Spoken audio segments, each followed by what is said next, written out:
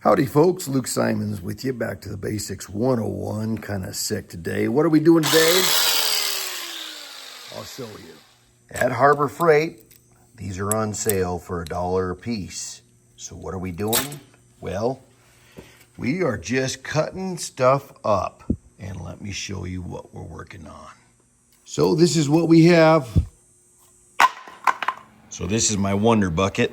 And pretty much anything and everything I need in the house or working on one of the rental properties or whatnot, it's in here. This is my Wonder Bucket. It's a wonderful thing. Let's clean this baby out. Okay, you can see the bucket itself is cleaned out. So let's go and install what we need here.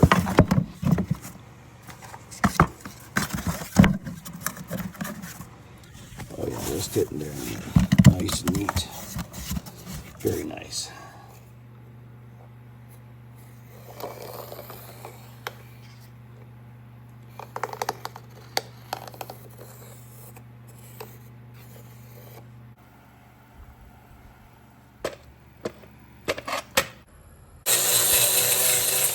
All right, so we have our base wood floor to secure a little bit stronger to the bottom of this bucket. Now I have drain holes in the bottom of this bucket, and really I'll just add some on the sides and that'll even be better yet.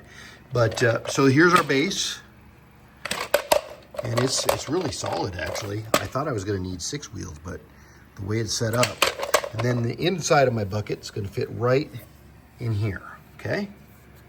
As expensive as screws are these days, if you see somebody taking an old steel roof off or a hailed out steel roof, ask them to save those screws for you. They'll be happy to give them to you, and you will use those for your ranch, homesteading, farm all the time. These are the greatest fasteners. I have them in 5-gallon buckets from when I had my roofing company.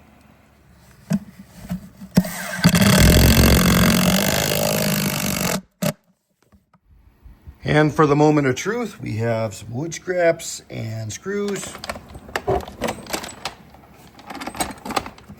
And it's not wanting to tip over at all with 4 rollers.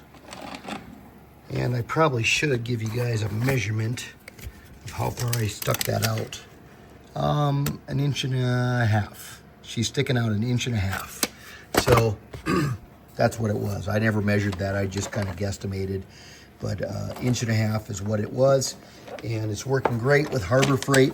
So the reason I made this video is because I was going to order what they call a bucket roller dolly, okay? Because I seen them at Maynard's for 25 bucks. I think it was 25 bucks. And I thought, well, surely I can get it cheaper out the Amazons. Well, the Amazons didn't have them cheaper. In fact, they were $30 and almost $40. And I thought to myself, not today.